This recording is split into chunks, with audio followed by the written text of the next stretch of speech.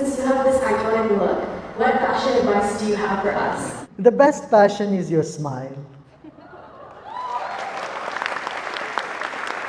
Keep a smile on.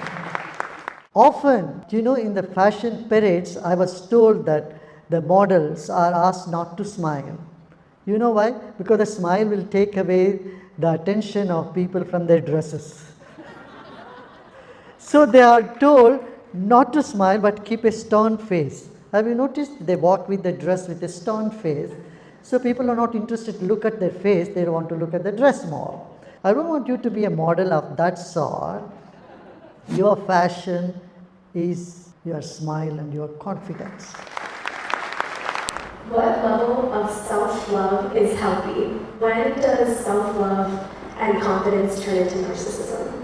When you don't care for others, you become insensitive to others' existence, others' wishes.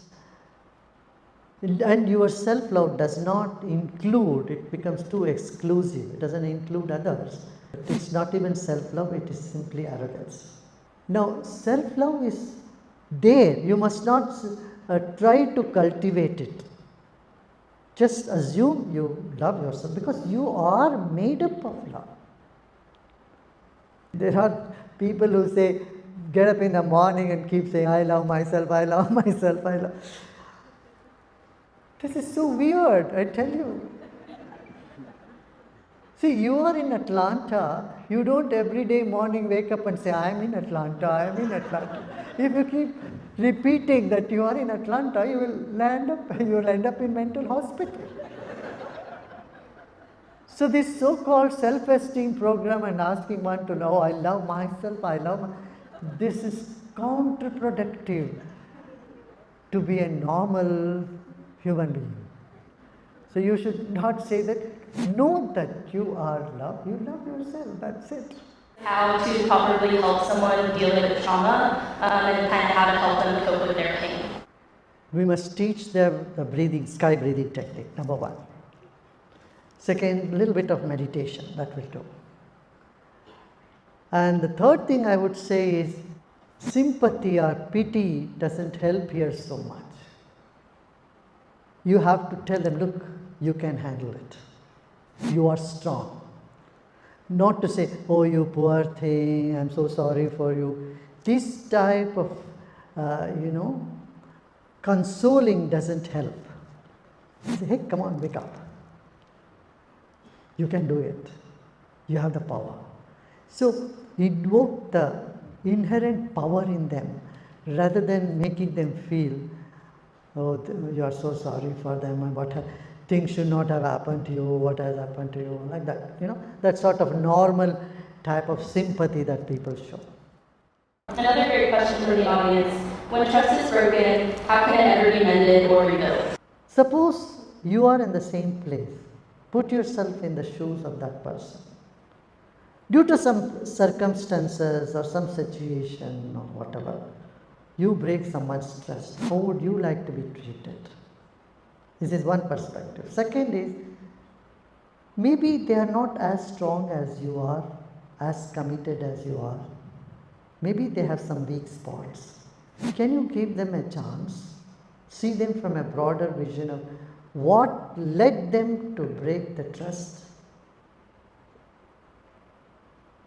Can you see their situation from a wider spectrum or broad spectrum?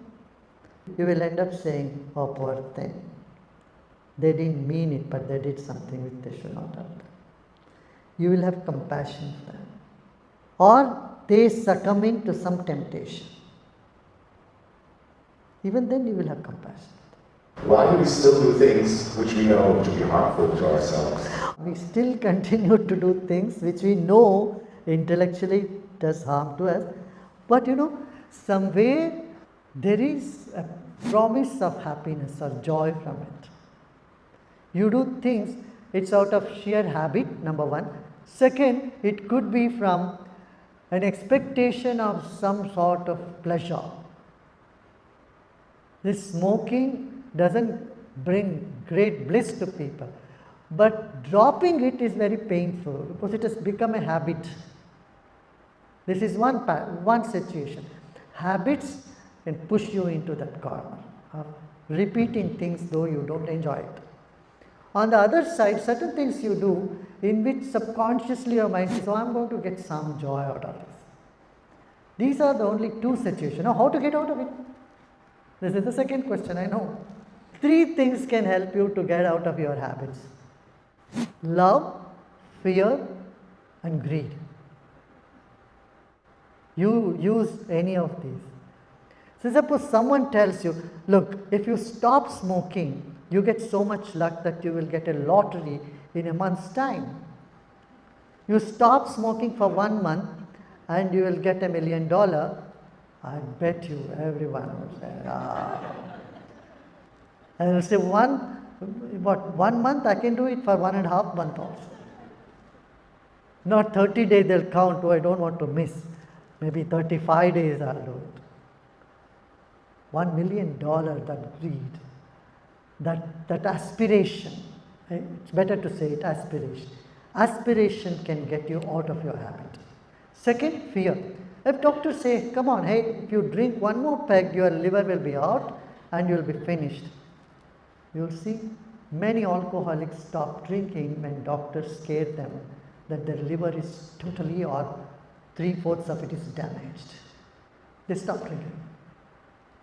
No de-addiction center could help them as much as that fear factor which helped them to, snap out of that habit. Third is love. If someone very close to you asks you a promise, say, come on, promise me that you will not do this for me, will you? Then say, okay. Then that love for someone very close to you can help you come out of that habit. Another question from the audience. As a student studying in university with many distractions, how to manage time for meditation? Look, however busy you are, do you skip your meal? Do you skip taking a shower? Or do you skip brushing your teeth? No. Right? So, if I would call this as a mental hygiene, like you have dental hygiene, this mental hygiene. Take that 10 minutes to do some deep breathing.